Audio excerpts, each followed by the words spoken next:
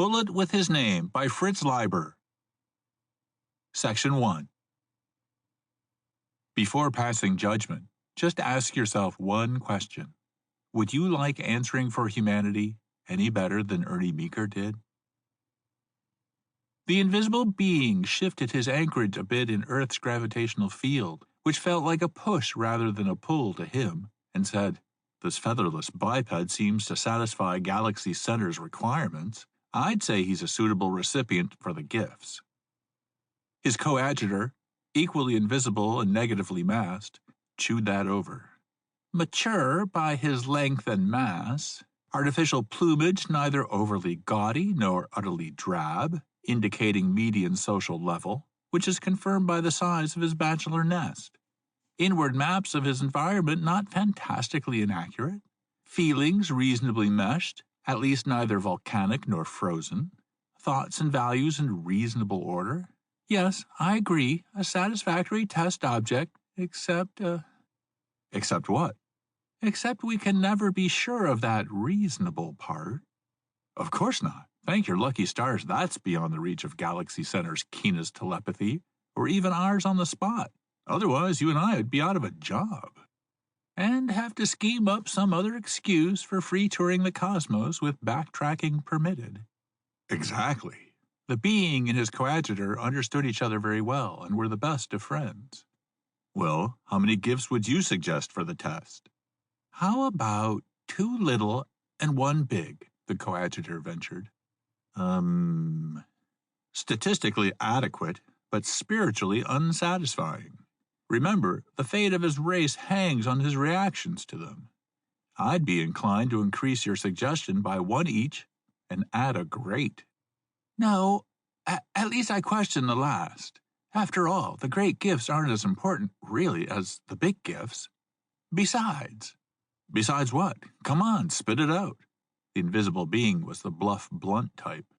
Well, said his less hardy but unswervingly honest companion, I'm always afraid that you'll use the granting of a great gift as an excuse for some sardonic trick, that you'll put a sting in its tail. And why shouldn't I if I want to? Snakes have stings in their tails. Or do they on this planet? And I'm a sort of snake. If he fails the test, he fails. And aren't both of us malicious, plaguing spirits eager to knock holes in the inward armor of provincial entities? It's in the nature of our job. But we can argue about that in due course.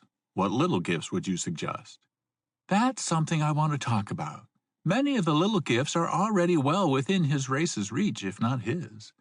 After all, they've already got atomic power, which, as you very well know, scores them nothing one way or the other on a Galaxy Center test. We've agreed on the nature and the number of our gifts. 3 little, 2 big, and 1 great? Yes, his coadjutor responded resignedly. And we've agreed on our subject? Yes to that, too. All right, then, let's get started.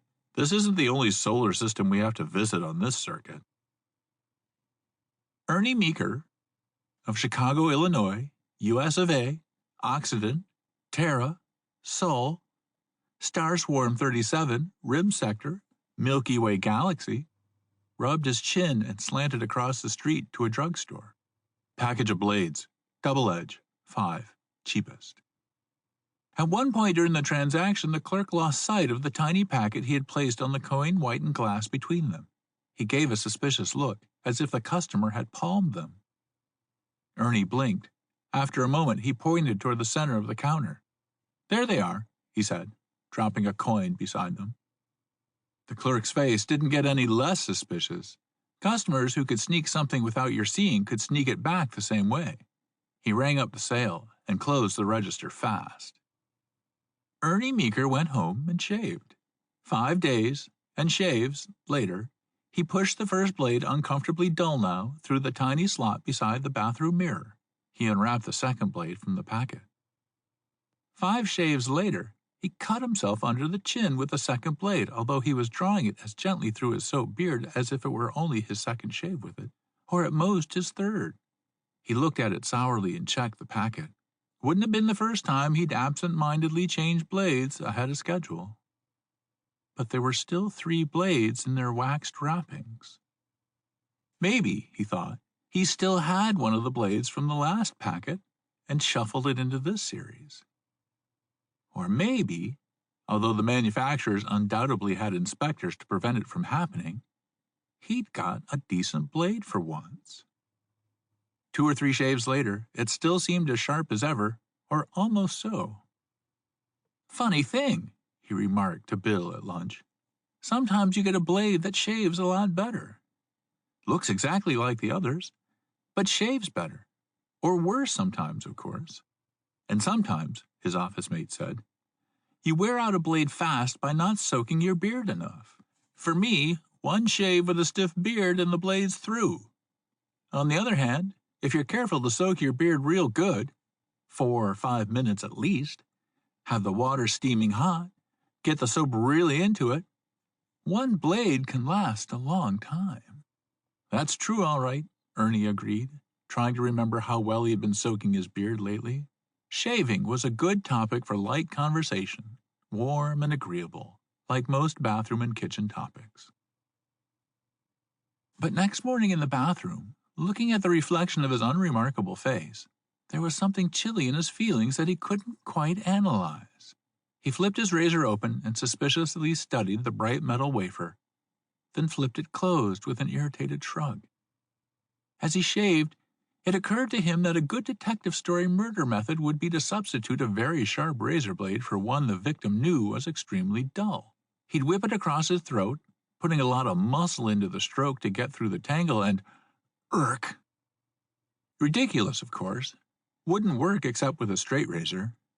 Wouldn't even work with a straight razor unless, oh well. He told himself the blade was noticeably duller today.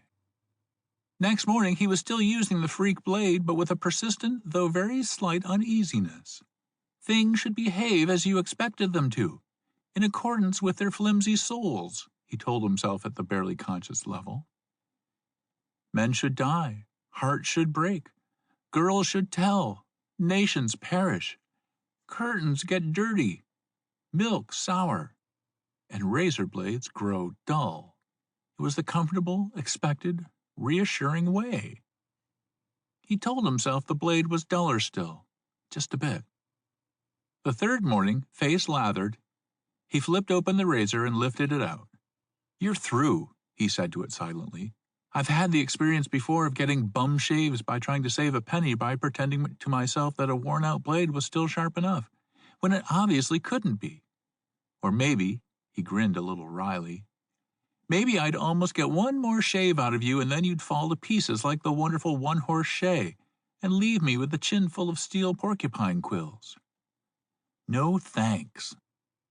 So Ernie Meeker pushed through the little slot beside the mirror and heard tinkle faintly down and away the first of the little gifts, the everlasting razor blade. 150,000 years later, it turned up, bright and shining, in the midst of a small knob of red iron oxide excavated by an archaeological expedition of multibrax from Antares Gamma.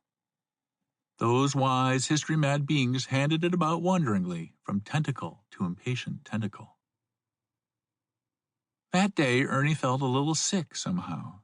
After dinner, he decided it was the Thuringer sausage he had eaten at lunch. He hurried up to the bathroom with a spoon, but as he clutched the box of bicarbonate of soda, preparatory to plunging the spoon into it, it seemed to him that the box said distinctly, in a small, inward-outward voice, "No, no, no." Ernie sat down suddenly on the toilet seat. The spoon rattled against the porcelain finish of the washbowl as he laid it down. He held the box firmly in both hands and studied it. Size, shape, materials, blue color, closure, etc. were exactly as they should be, but the white lettering on the blue background read, "Aqueous Fuel Catalyst. Disassociates H2O into hemi-quasi-stable H and O, furnishing a serviceable fuel and oxidizer mix for most motorcycles, automobiles, trucks, motorboats, airplanes, stationary motors, torque twisters, translators, and rockets. Exhaust velocity up to 6,000 meters per second. Operates safely within and outside of all normal atmospheres. No special adapter needed on oxygenizer atmosphere motors. Directions.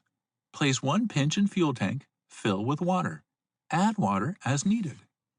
AF catalyst should generally be renewed when objective tests show fuel quality has deteriorated 50%.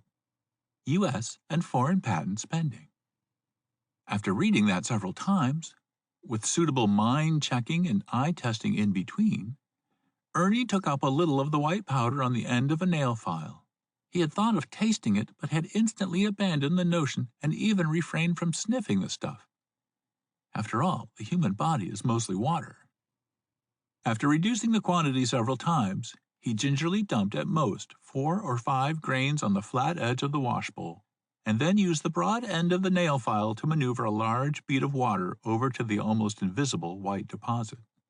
He closed the box, put it in the nail file carefully on the window ledge, lit a match, and touched it to the drop, at the last moment ducking his head a little below the level of the washbowl. Nothing happened. After a moment, he slowly withdrew the match, shaking it out, and looked. There was nothing to see. He reached out to touch the stupid, squashed ovoid of water. Ouch! He withdrew his fingers much faster than the match, shook them more sharply. Something was there, all right. Heat. Heat enough to hurt. He cautiously explored the boundaries of the heat. It became noticeable about 18 inches above the drop, and almost an inch to each side, an invisible, slim, vertical cylinder. Crouching close, eyes level with the top of the washbowl, he could make out the flame, a thin finger of crinkled light. He noticed that a corner of the drop was seething, but only a corner, as if the heat were sharply bounded in that direction, and perhaps as if the catalyst was only transforming the water to fuel a bit at a time. He reached up and tugged off the light. Now he could see the flame, ghostly, about 4 inches high, hardly thicker than a string, and colored not blue, but pale green. A spectral green needle. He blew at it softly. It shimmered gracefully, but not, he thought, as much as the flame of a match or candle. It had character. He switched on the light. The drop was more than half gone now. The part that was left was all seething, and the bathroom was markedly warmer. Ernie, are you going to be much longer? The knock hadn't been loud, and his widowed sister's voice was more apologetic than peremptory, but he jumped, of course. I am testing something, he started to say, and changed it midway.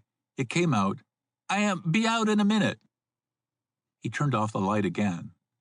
The flame was a little shorter now, and it shrank as he watched, about 1/4 inch a second. As soon as it died, he switched on the light. The drop was gone. He scrubbed off the spot with a dry wash rag. On second thought, put a dab of Vaseline on the wash rag, scrubbed the spot again with that. He didn't like to think of even a grain of the powder getting in the drains or touching any water. He folded the wash rag, tucked it in his pocket, put the blue box, after a final check of the lettering, in his other coat pocket, and opened the door. I was taking some bicarb, he told his sister. Thuringer sausage at lunch. She nodded absently.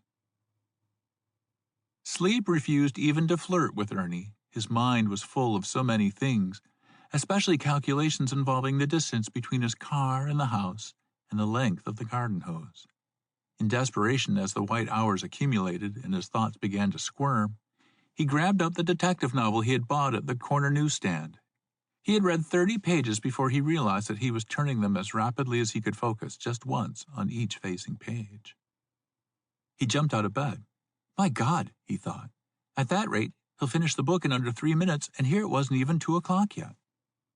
He selected the thickest book on the shelf, an overpoweringly dull historical treatise in small print. He turned 2 pages, 3, then closed it with a clap and looked at the wall with frightened eyes. Ernie Meeker had discovered, inside the birthday box that was himself, the first of the big gifts. The trouble was, in that wee hour, lonely bedroom, it didn't seem like a gift at all. How would he ever keep himself in books, he wondered, if he read them so fast? And think how full to bursting his mind would get. Right now, the 7 pages of fine print history were churning in it, vividly clear, along with the first chapters of the new detective story. If he kept on absorbing information that fast, he'd have to be revising all his opinions and beliefs every couple of days at least, maybe every couple of hours. It seemed a dreadful, literally maddening prospect. His mind would ultimately become a universe of squirming macaroni. Even the wallpaper he was staring at, which imitated the grain of wood, had in an instant become so fully part of his consciousness that he felt he could turn his back on it right now and draw a picture of it correct to the tiniest detail. But who would ever want to do such a thing? Or want to be able to? It was an abnormal, dangerous, temporary sensitivity, he told himself, generated by the excitement of the crazy discovery he'd made in the bathroom. Like the thoughts of a drowning man, riffling an infinity-paneled adventure comic of his life as he bolts his last rough ration of air. Or like the feeling a psychotic must have that he's on the verge of visualizing the whole universe, having its ultimate secrets patter down into the palm of his outstretched hand, just before the walls close in. Ernie Meeker was not a drinking man then. A pint had stood a week on his closet shelf and only been diminished 3 shots, but now he did a good job on the sturdy remainder. Pretty soon the unbearable edge of doom clarity in his mind faded.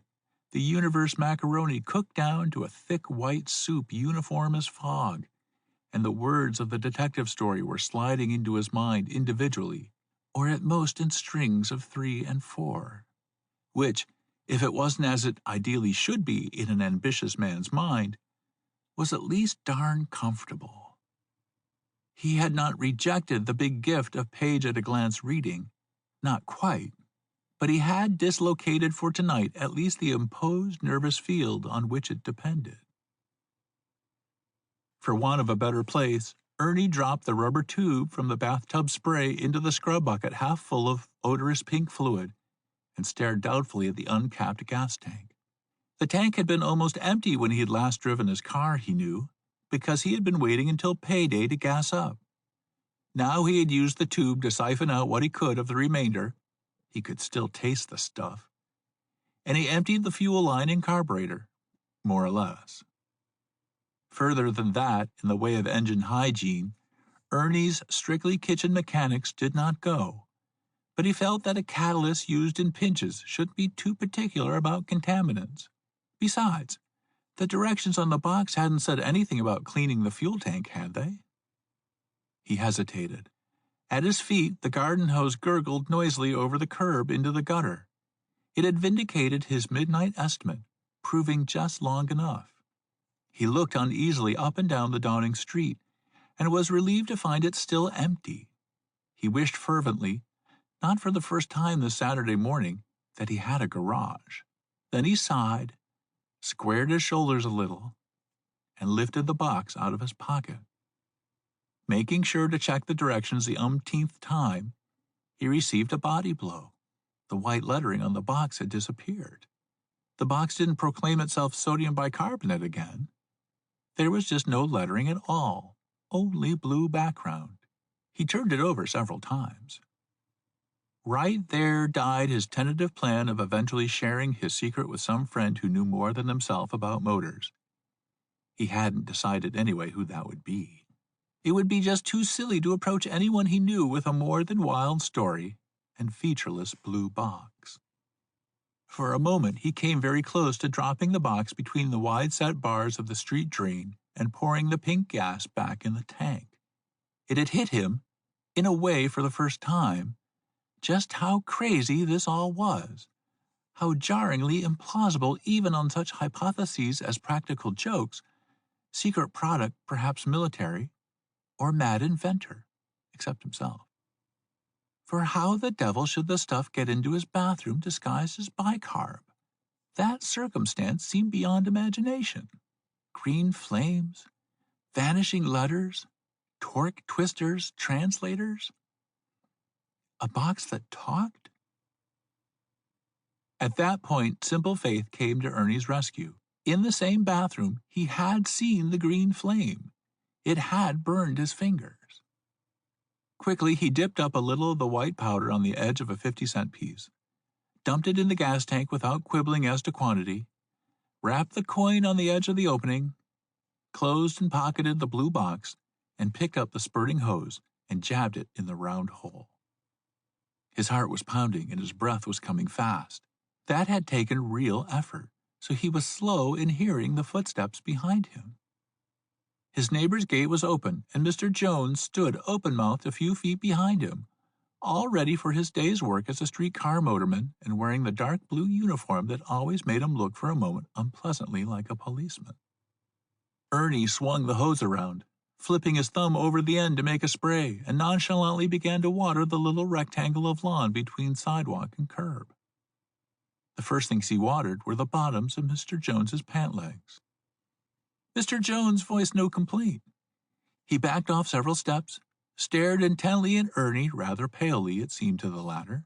Then he turned and made off for the streetcar tracks at a very fast shuffle, shaking his feet a little now and then, and glancing back several times over his shoulder without slowing down. Ernie felt lightheaded. He decided there was enough water in the gas tank, capped it, and momentarily continued to water the lawn. "Ernie, come in and have breakfast!" He heeded his sister's call, telling himself it would be a good idea to give the stuff time to mix before testing the engine. He had divined her question and was ready with an answer. "I've just found out we're supposed to water our lawns only before 7 in the morning, or after 7 in the evenings. It's the law." End of section 1. Read by Paul Hampton.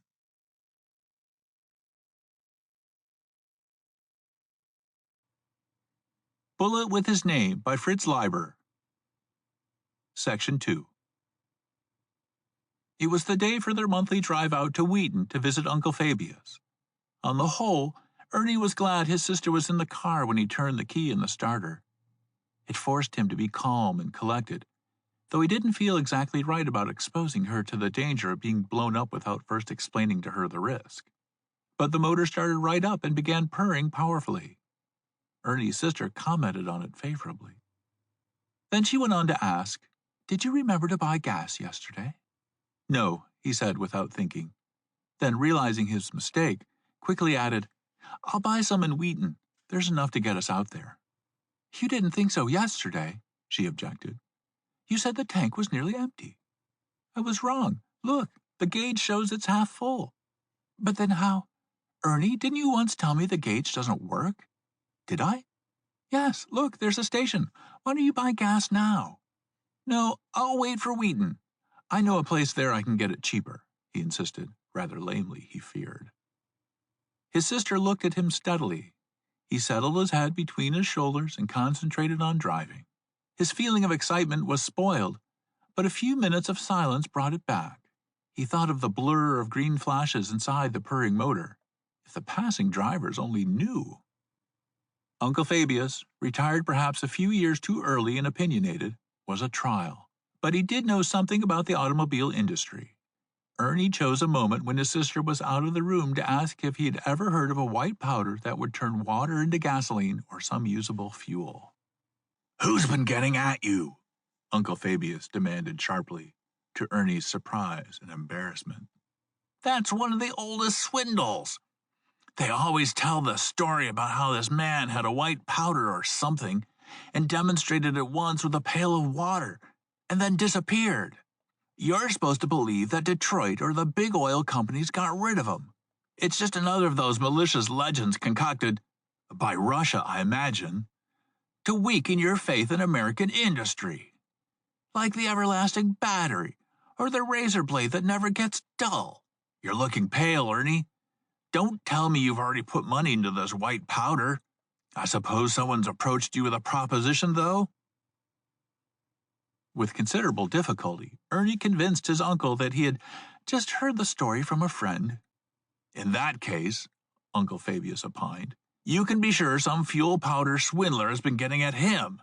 When you see him, and be sure to make that soon, tell him from me that—" And Uncle Fabius began an impassioned 90-minute defense of big business, small business, prosperity, America, money, know-how, and a number of other institutions that defended pretty easily, so that the situation was wholly normal when Ernie's sister returned. As soon as the car pulled away from the curb on their way back to Chicago, she reminded him about the gas. "Oh, I've already done that," he assured her. "Made a special trip so I wouldn't forget. It was while you were out of the room. Didn't you hear me?" "No," she said. "I didn't." And she looked at him steadily as she had that morning. He similarly retreated to driving. Stopping for a railroad crossing, he braked too hard and the car stalled. His sister grabbed his arm. "I knew that was going to happen," she said.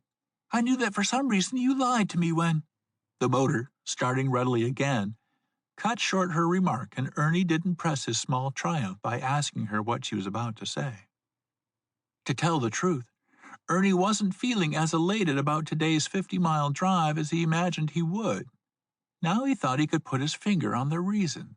It was the completely, arbitrary, way in which the white powder had come into his possession. If he had concocted it himself, or been given it by a shady promoter, or even seen the box fall out of the pocket of a suspicious-looking man in a trench coat, then he would have felt more able to do something about it, whether in the general line of starting a fuel powder company or of going to the FBI. But just having the stuff drop into his hands from the sky, so to speak, as if in a crazy dream, and for that same reason not feeling able to talk about it and assure himself he wasn't going crazy.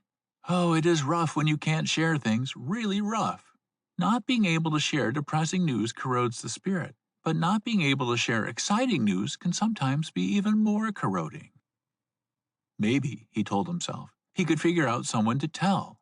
But who and how? His mind shied away from the problem rather decisively. When he checked the blue box that night, the original sodium bicarbonate lettering had returned with all its humdrum paragraphs. Not one word about exhaust velocities.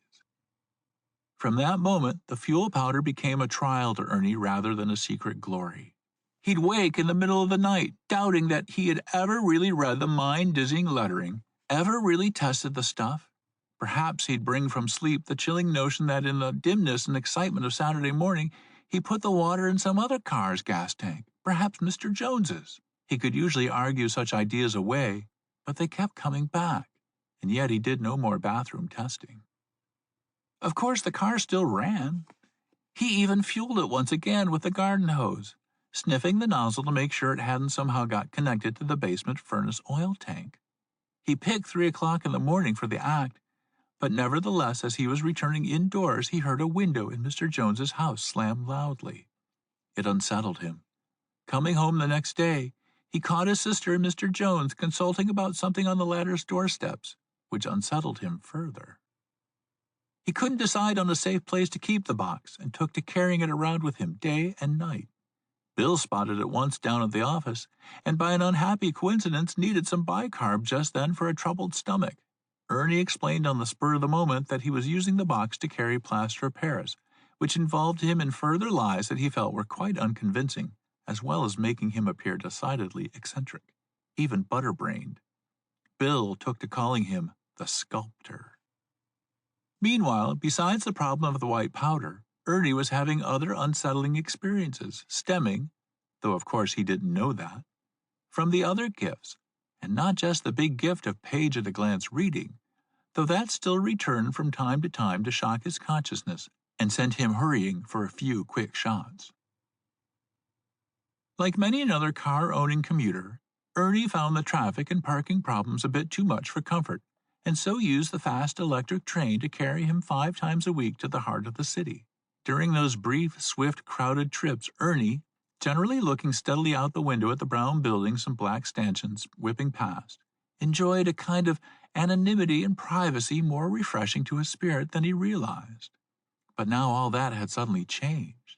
People had started to talk to him. Total strangers struck up conversations almost every morning and afternoon. Ernie couldn't figure out the reason, and wasn't at all sure he liked it, except for Vivian. She was the sort of girl Ernie dreamed about improperly. Tall, blonde, and knowing, excitedly curved but armored in a black suit, friendly and funny, but given to making almost cruelly deflating remarks, as if the neatly furled short umbrella dangling from her wrist might better be a black dog whip. She worked in an office too, a fancier one than Ernie's, as he found out from their morning conversations. He hadn't gotten to the point of asking her to lunch, but he was prodding himself. Why such a girl should ever have asked him about a match in the first place and then put up with his clumsy babblings on subsequent mornings was a mystery to him. He finally asked her about it in what he hoped was a joking way, though she seemed to know a lot more about joking than he did. "Don't you know?" she countered.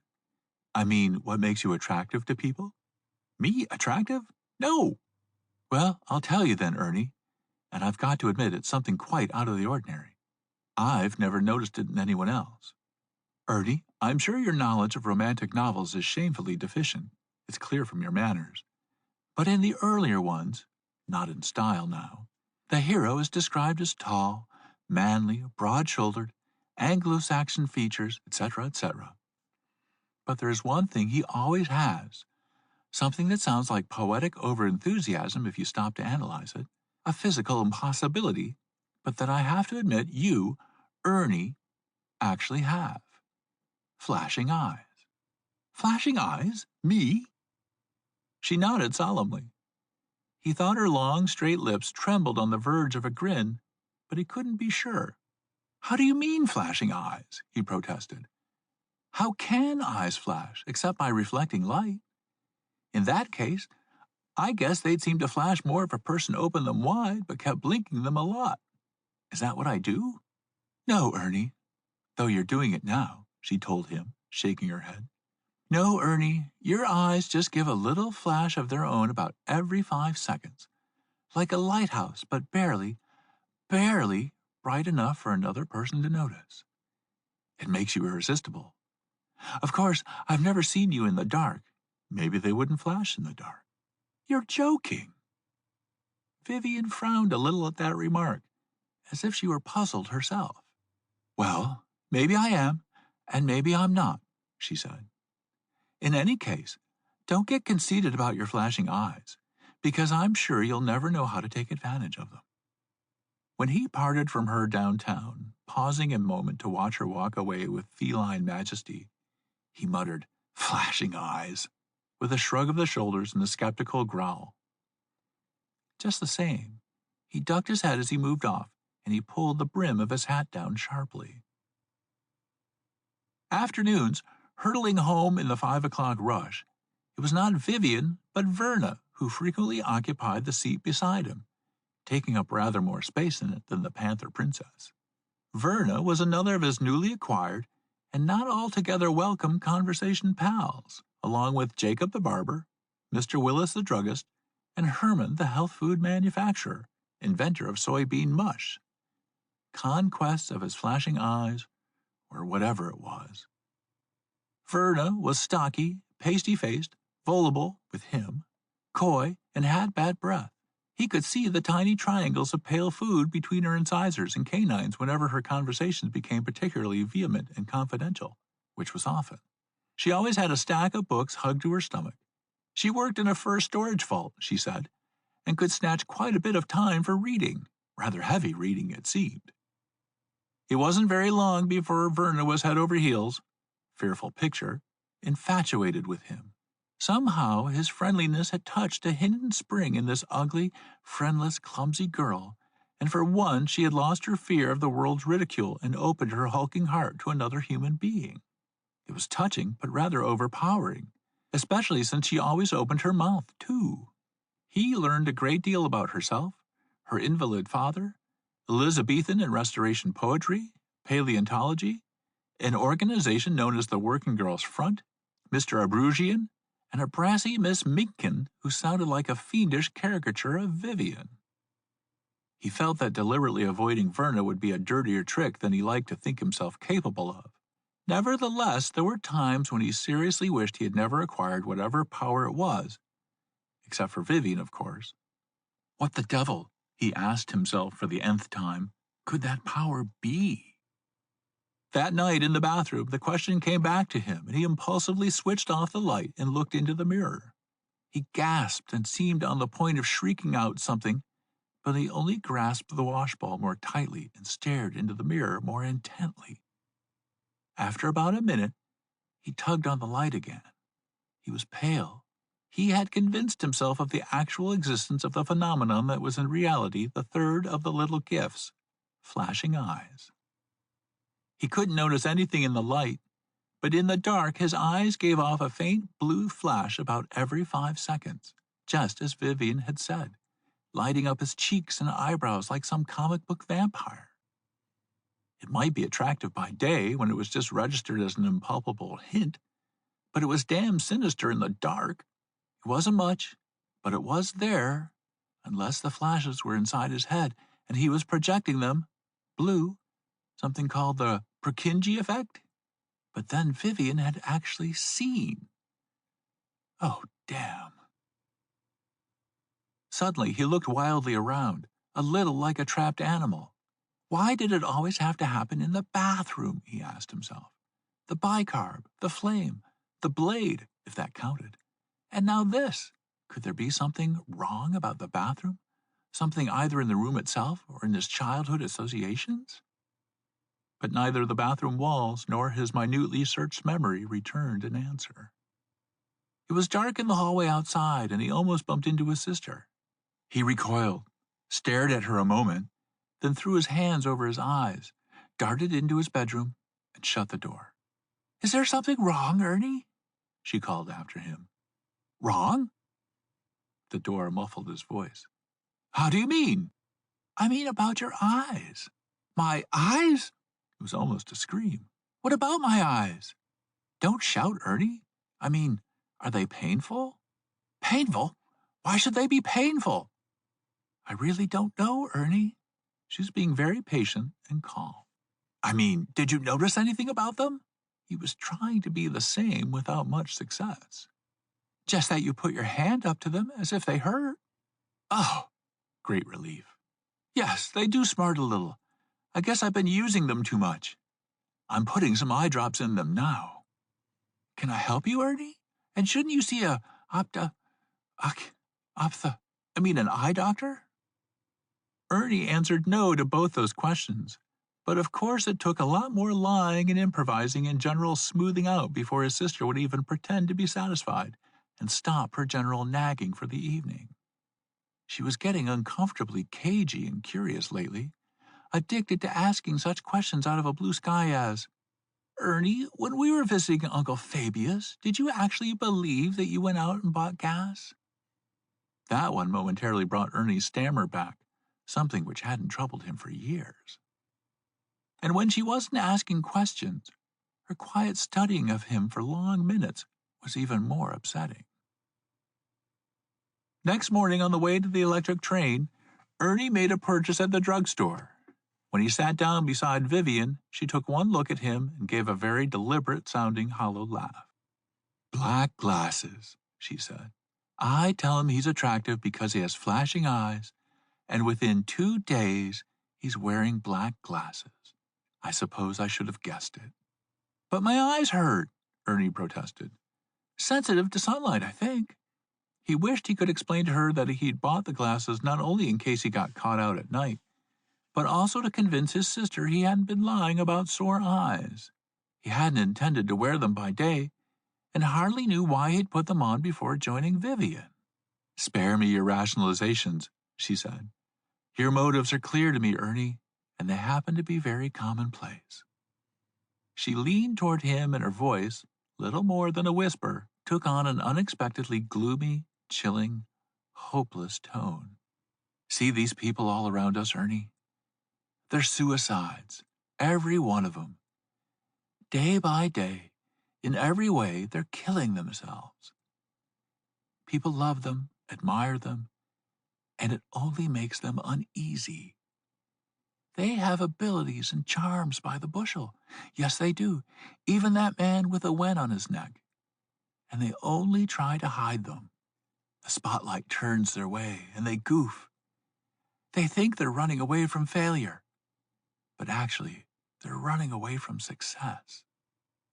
Ernie looked at them. He couldn't help it. Her voice made him, and the ability of Page at a glance reading chose that moment to come back to him, only applied to faces instead of letters. And there seemed to be another ability along with it, unclear as yet, but frightening. He felt like a very old detective scanning the lineup for the 1,000th time. The black glasses didn't interfere a bit. The dozens of faces in this speeding electric car were suddenly as familiar as the court cards in a deck, and he had the feeling that, like a bunch of pink pasteboards, they were about to be hurled in his face. My God, he asked himself, flinching, how could you go on living with so many faces so close to you, so completely known? Each street you turned into, each store you entered, each gathering you joined, another deluge of unique features. Ugly, pretty, strong, weak. Those words didn't mean anything anymore in this drenching of individuality he was getting, and that showed no signs of stopping. So he hardly heard Vivian saying, "And it's true of you, Ernie, in spades for your black glasses." And he hardly remembered parting from her, and when he found himself alone, he did something unprecedented for him at that time of day. He went to a bar and drank 2 double whiskeys. End of section 2. Read by Paul Hampton.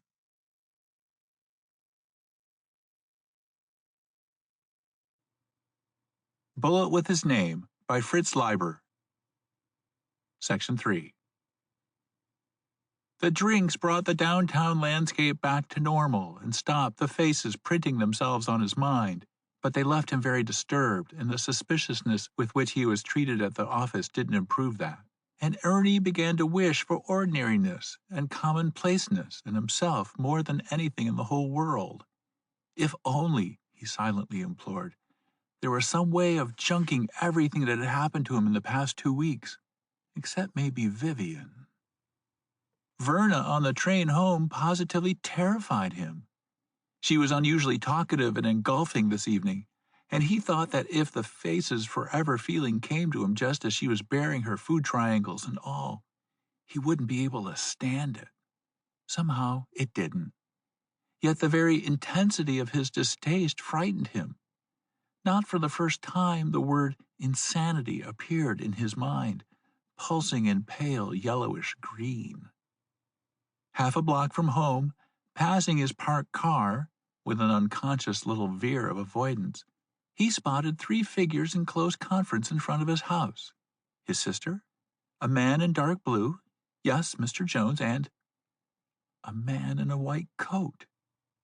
Almost before he knew it, he was in his car and driving away. He truly didn't know what he was going to do, only that he was going to do it, and found a trivial interest in trying to guess what it was going to be. Whatever it was going to dim that yellowish-green word, decrease its type size, make him a little more able to face the crisis waiting him at home, or somewhere. He had a picture of himself getting on an airplane, another of renting a room in a slum, another of stopping the car on a lonely, treeless country road and getting out and looking up to the coldly glimmering Milky Way. Why? That last picture was the most vivid, and when he realized he had actually stopped his car, it was a moment before it would go away. Then he saw he was parked in front of a demolished old apartment building a few blocks from his home. Only yesterday he had watched the last wall going down. Now, just across the littered sidewalk from him, the old cellar gaped, flimsily guarded in front by a makeshift rail, and surrounded on the other 3 sides by great hillocks of battered bricks. Tomorrow, probably, and in fact that was the way it happened, a bulldozer would tumble them forward, filling the cellar with old bricks and brick dust, leveling the lot. Now he knew what he was going to do. He unlatched the top cover over the windshield and pushed the button. Slowly the top folded back over his head, showing the smoke-dark sky, almost night. He hitched up a little in the seat, reached inside his coat, pulled out the blue box he always carried, and pitched it into the dark pit across the sidewalk. He was driving away almost before it landed, yet through the hum of the motor he thought he heard something call faintly, "Goodbye." The material of the filled-in cellar stayed fairly dry for many years, and the atom bombing, when it finally came, created a partial surface seal of fused stone over that area.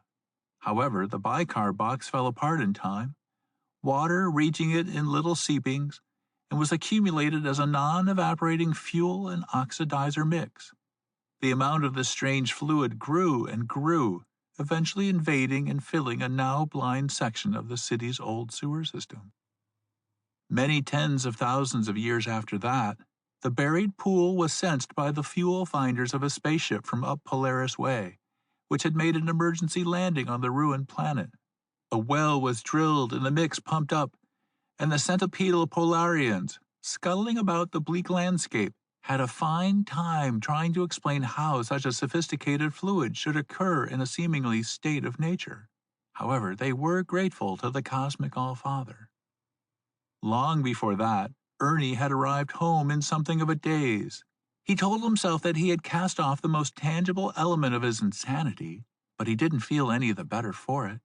In fact, he felt distinctly apathetic when his sister confronted him, and only with an effort did he manage to brace himself for the trial he knew she had in store for him. "Ernie," she said hesitatingly, "I've come to a decision about something, about a change in our arrangements here, to tell you the truth, and I've gone ahead with it without consulting you. I do hope you won't mind." "No," he said heavily, "I guess I won't mind." "I'm doing it partly on Mr. Jones's advice," she added slowly. "As a matter of fact, he suggested it." Ernie nodded. "Yes, I've noticed the two of you conferring together." "You have? Then maybe you know what I'm talking about." "Oh, yes." Ernie nodded again and smiled grimly. "The man in white?" She laughed. "Exactly, the man in white. For a long time, I thought it was just too much bother for either of us to carry the milk home, and the eggs and my yogurt too.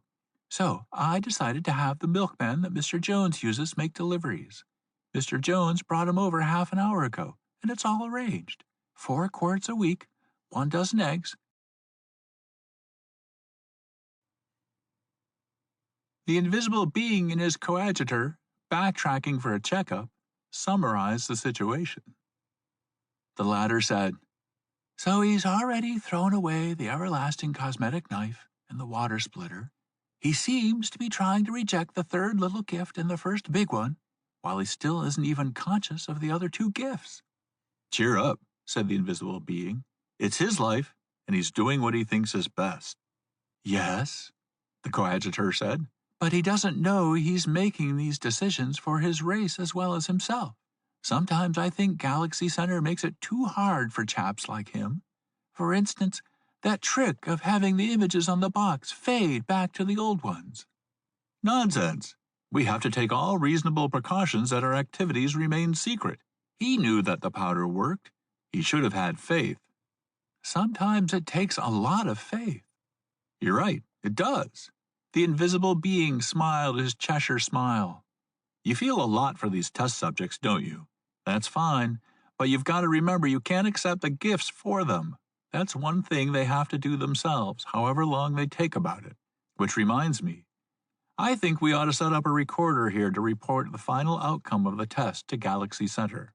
"Good idea." "And cheer up, I say. This test isn't over yet, and our featherless biped isn't necessarily licked. If he thinks to lick up the third little gift with the 2 big ones, he has a pretty sweet setup for making psychic progress. And his race will be galactic citizens in a jiffy." "You're right." "Moreover, it stands to reason he's soon going to become aware of the great gift, and that generally gives a person a jolt and makes him think seriously about other things." "True enough, though I still have the feeling you intend some sardonic trick in conjunction with the great gift. Are you sure you're not planning to leave some other setup here along with the recorder? I notice you've got a spare juxtaposer in the ship, and it bothers me." "That, dear coadjutor, is my business. Whatever I do, it won't interfere in any way with the fairness of the tests." "Sometimes I think the tests are too fair," the coadjutor observed. "I'd like to be able to ease them up a bit in special cases."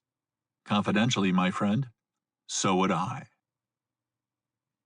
The great gift announced itself to Ernie next morning at 7:53 sharp, when the special slowed to 40 miles an hour to swing past the platform on which he was waiting for the express.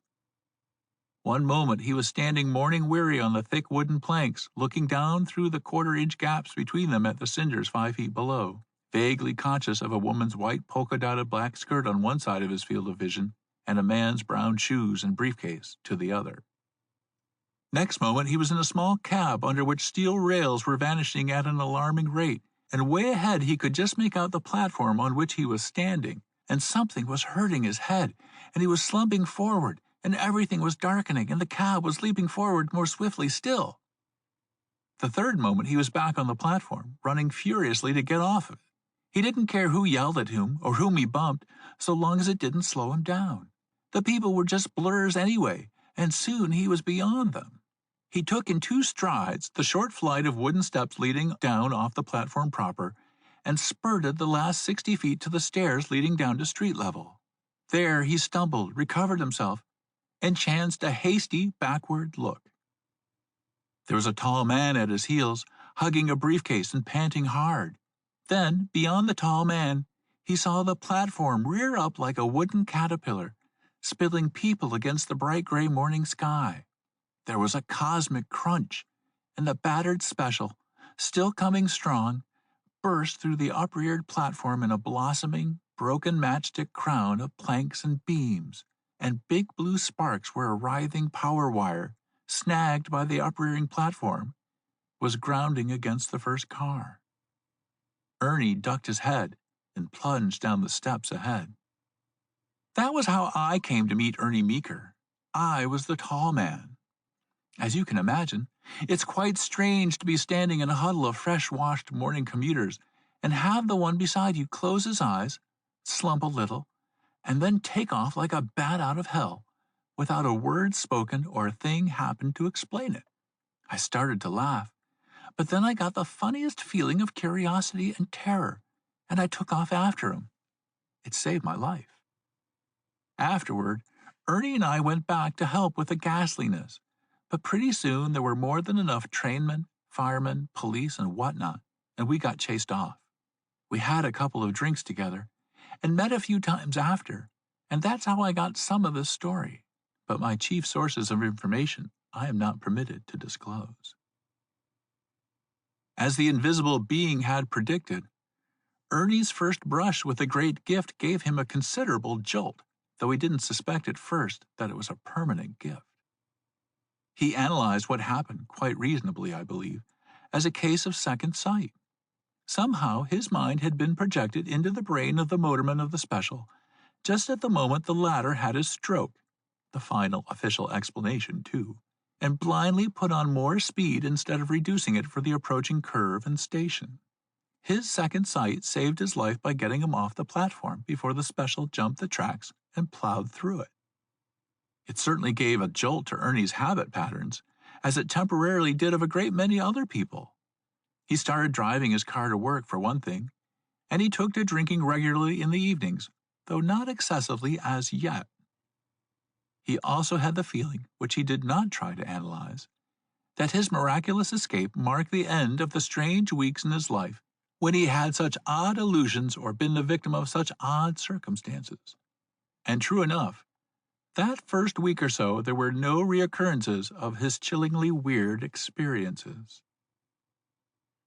But jolts have their infallible law of diminishing effects. After a few days, Ernie found the traffic and parking problems as nervous and wearisome as ever, and he grew envious of the snug commuters meditating luxuriously in their electric coaches. Come the first morning of the third week, and he was standing on the rebuilt platform, studying the new planks, ties, and rails with a pleasantly morbid interest. Vivian was not in her accustomed seat, nor on the train, as far as he could tell, which did not surprise him, though it disappointed him sharply. The Panther Princess had a stronger hold on his feelings, or at least on his imagination, than he had realized. But Verna was on the train home all right. In fact, she gave a small whoop of pleasure when she spotted him, and he had barely sat down beside her when who should come prowling smoothly along but Vivian, in a charcoal version of her tailored black armor. Ernie jumped up and blurted out introductions. Vivian accepted his seat with a certain deliberateness and with a smile that seemed to Ernie to say, "So, I'm his morning light badinage girl, but this is the girl Mr. Meeker goes home with. It's another instance of black glasses behavior, don't you think?" He puts her on whenever he gets afraid he's getting attractive.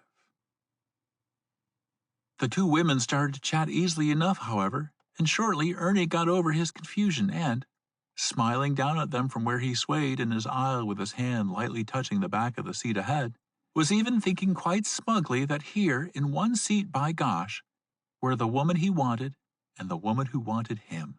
Very interesting to be the man in the middle. Just at that moment, the power came back to him that made everything feverishly real, expanding his center of attention to his visual horizons, and this time it was only a prelude, for a second gateway opened behind the first, a window into all human hearts and minds, the power of human insight, fantastically sharpened and enlarged. He could read minds, or at least he knew the motives, the core of values and consciousness of any person he cared to look at. Most especially, he knew the motives of Verna and Vivian, almost as if he were them. The big thing about Vivian was her fear, no, her conviction that she wasn't attractive. Every glance her way knocked a hole in the armor of artificial attractiveness she built around herself, and all the hours she devoted to perfecting it, even the desperate worship she lavished on her body, were all utterly lost. A simple relationship with another human being was unthinkable. Her armor got in the way, and under her armor she knew she was worthless. A man was sometimes attracted to her armor, never to herself, but as soon as he started to scrutinize it, it began to tarnish and crumple.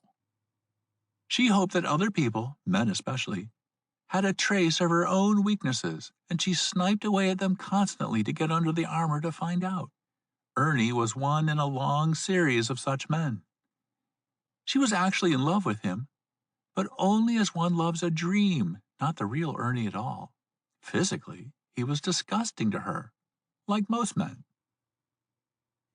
Verna, on the other hand, had absolute confidence that she was sufficiently attractive for all practical purposes. She wasn't in love with Ernie at all.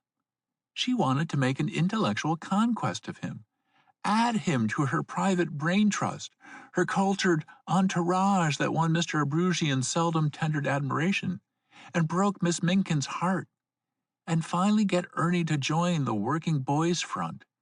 He was one of her projects. If it became tactically necessary during her campaign, she knew that Ernie would be only too happy to jump in bed with her, food triangles and all. Now, in other circumstances, who really knows, Ernie might have found the courage to accept Vivian and Verna as they really were and work on from there, ruthlessly discarding his false pictures of them and of himself. He might conceivably have found the strength to accept all people not as shadowy projections of himself, fabricated targets of his desires and aversions, puppets in his private chess games and circuses, but as complete persons, with inexhaustible surprises and contradictions, each a microcosm, a universe in little with his or her own earth and stars, spaceflight and crawling, heaven and hell. But under the present circumstances, Ernie was confused. His knowledge of the real Vivian spoiled completely the titillating picture of the Panther Princess, who might submit to him contemptuously in the end. He needed that sex idol more than he needed truth. As for Verna, her stalwart self-reliance and her accurate appraisal of his own motives and possible future behavior were both unbearably humiliating to him. And the delight of really knowing people was completely outweighed, in his tired spirit, by the thought of the lifetime of work that would be involved in adjusting himself to this new knowledge. It was so much more comfortable to work with stereotypes.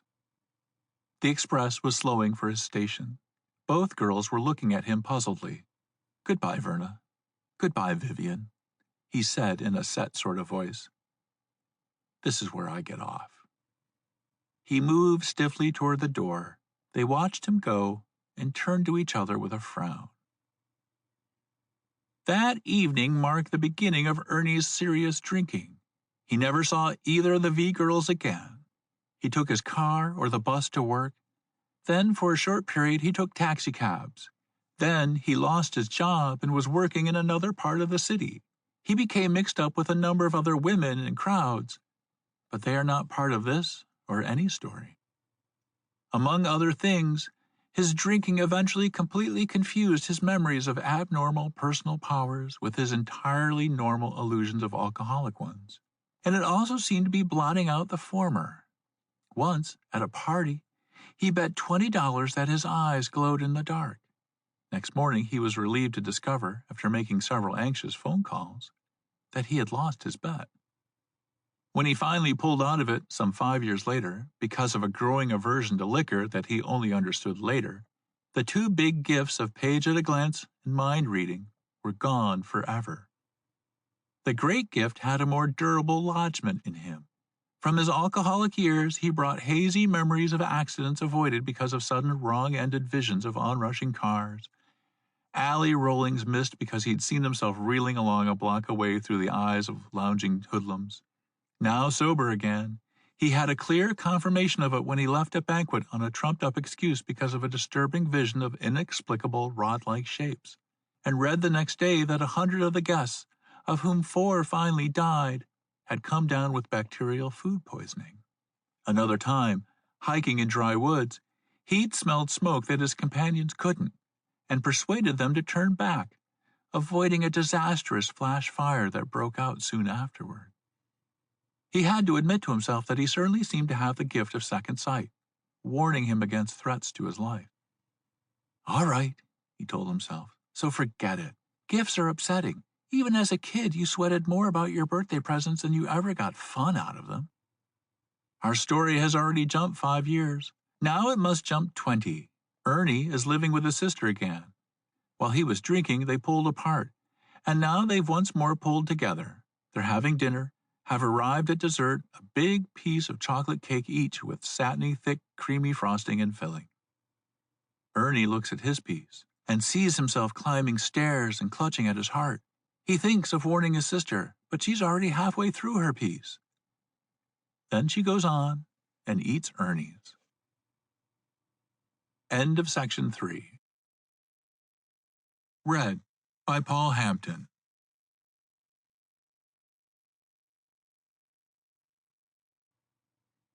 Bullet with His Name by Fritz Leiber. Section 4. Ernie's sister didn't get food poisoning. She only got fat. But the incident of the chocolate cake was for Ernie the beginnings of a series of peculiar food revulsions and diet experiments that eventually made Ernie, instead of his sister, the family yogurt fiend and a regular customer of his old acquaintance, Herman, the health food manufacturer. Herman had to admit that Ernie had cooked himself up a pretty good longevity diet for an amateur, though there were some items in it that made the old man shake his head, and he always asserted that Ernie was passing up a good thing in soybean mush. Ernie got his diet tailored to fit his tastes and stuck to it. He had a strong suspicion of what had happened, though he tried not to think about it too often, that his gift of second sight had taken to warning him of the longer-range dangers to his existence. After all, chocolate cake can be as deadly as atomic bombs in the long run. More years passed. Friends and relatives began to remark quietly to each other that his sister was aging faster. Ernie, they had to admit, was a remarkably well-preserved old gent. Ironic, considering what a drunk he had been and what strange junk he had insisted on eating now. One day, Ernie's self-styled health diet began to pall on him. It didn't revolt him. It merely left him unsatisfied, yet with no yearning for any particular food he could think of. He lived with this yearning for some weeks, meditating on it and trying to guess its nature.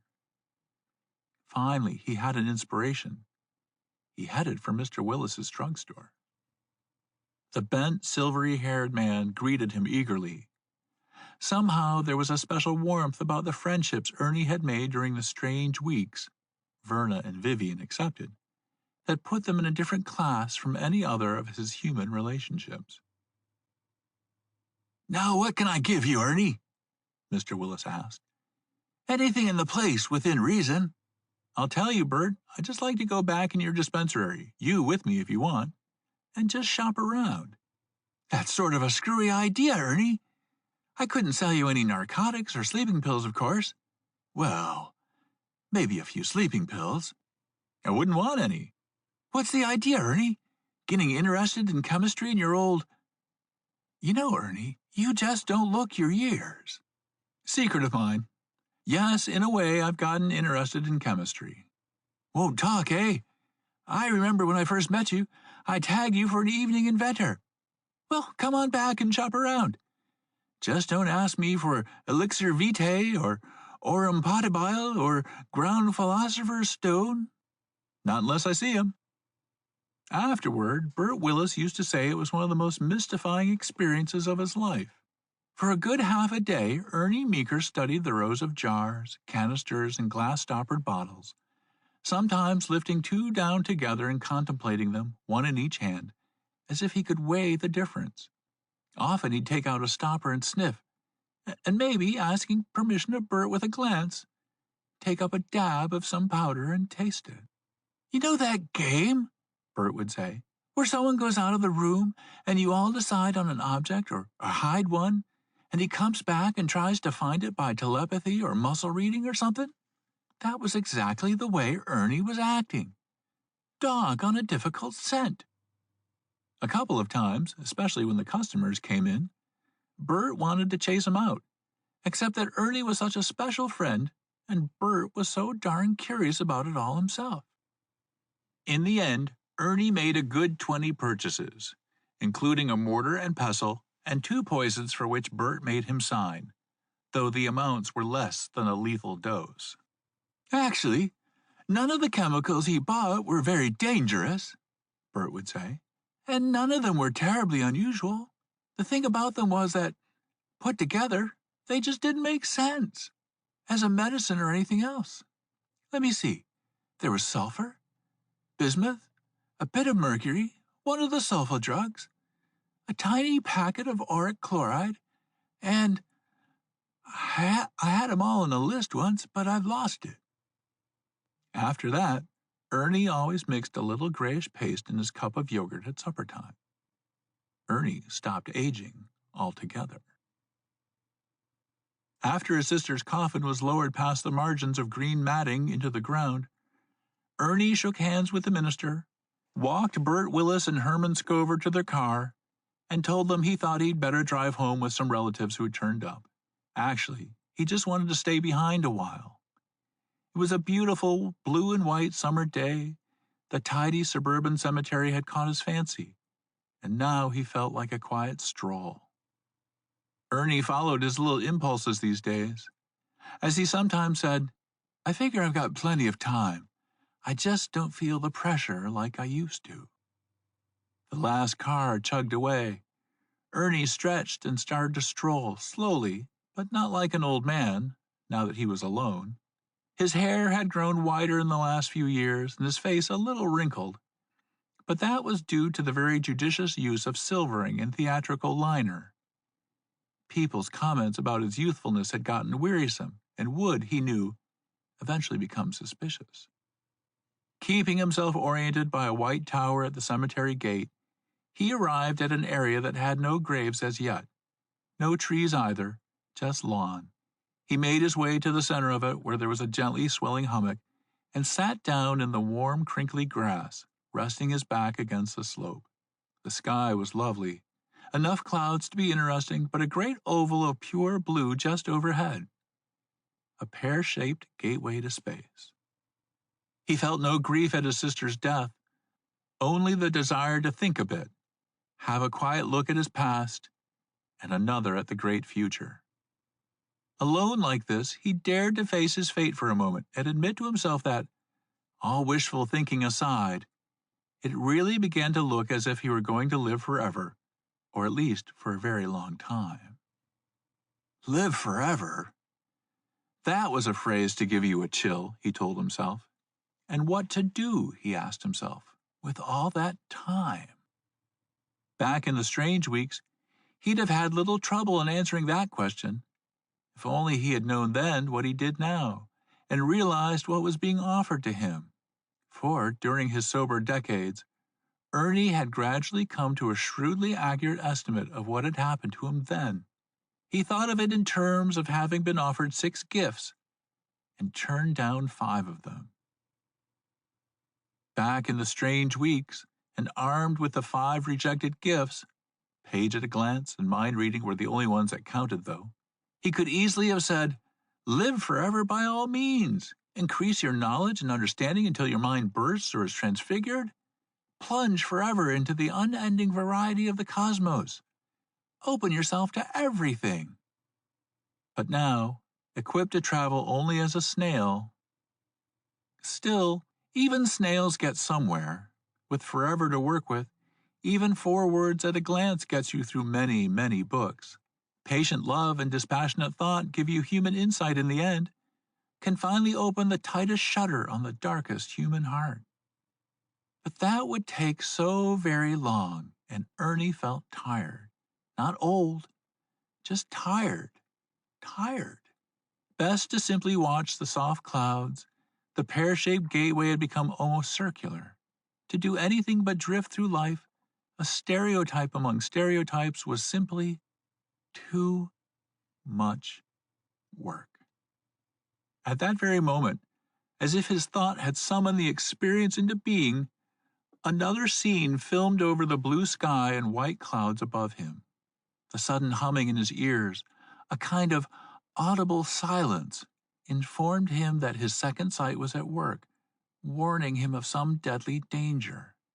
But this was a more gentle instance of it, for not all his consciousness jumped somewhere else. All through the experience, he was still aware of himself leaning against the grassy hummock, of the restful melancholy of the scene around him, and of the sky overhead. The second scene only superimposed itself on the first. He was poised many hundreds of miles above the earth, a ghost Ernie immune to the airlessness and the sun's untempered beams. At his back was black night filled with stars. Below him stretched the granulated dry brown of Earth's surface, tinged here and there with green, clumped with white cloud, and everywhere faintly hazed with blue.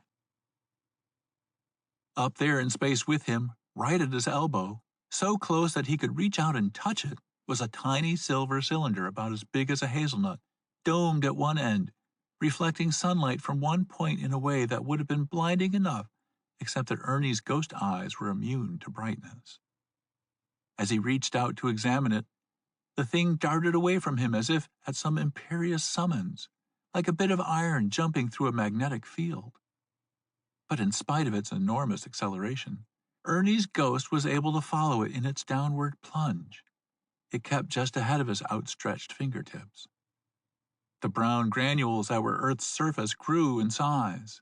The tiny metal cylinder began to glow with more than reflected sunlight. It turned red, orange, yellow, and then blazing white as atmospheric friction transformed it into a meteor. Ernie's ghost, immune to friction and incandescence alike, followed it as it dove toward its target. For even though Ernie had never heard of a juxtaposer and how it brought objects together, he had the feeling, from the dizzying speed of the meteor's plunge, that it yearned for something.